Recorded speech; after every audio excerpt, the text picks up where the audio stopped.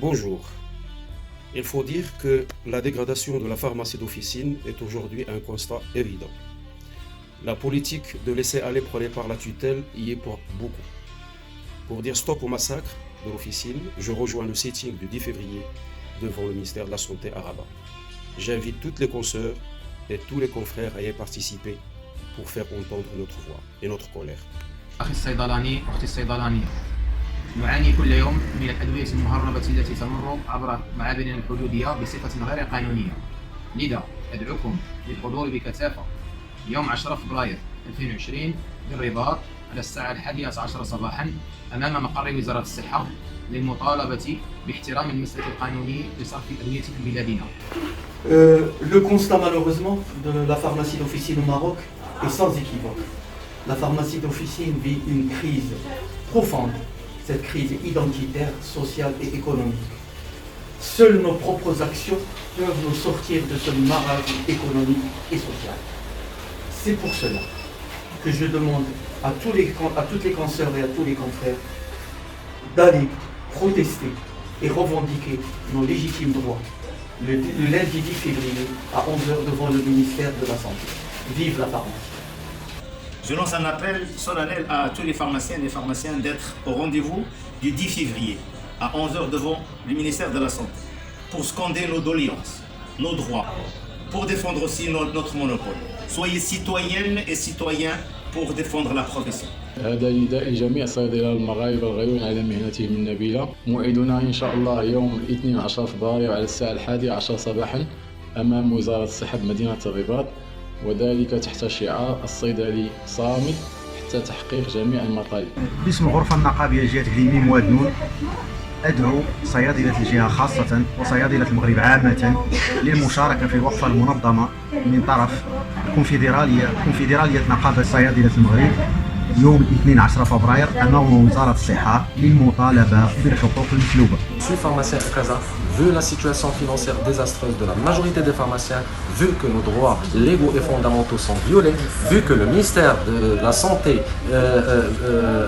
ne veut plus assurer ses responsabilités envers les résolutions des commissions mixtes, sachant qu'on y a travaillé pendant 7 mois, vu le mutisme de notre ministère de la Santé envers les revendications légitimes des pharmaciens, je sors le 10 février pour crier mes droits devant le ministère à 11h.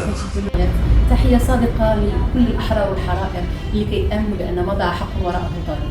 هذه السنين ماشي أشهر، ماشي أيام ونحن نعاني، ونحن نحاول أن نجد حلول لمهنة تعيش أتعس لحظاتها، ولكن نؤمن بأن غد أفضل من الأمس.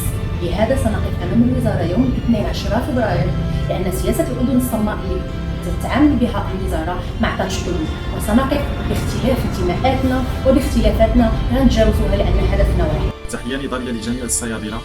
هذه دعوة لوضع اليد في اليد لإنجاح وقفة الكرامة يوم 10 فبراير للتنديد بسياسة اللامبالاة التي تنهجها وزارة الصحة تجاه الملف المطلبي للصيادلة ولتحقيق المكاسب المشروعة. إذن صامدون لتحقيق مطالبنا وما ضاع حق وراءه طالب.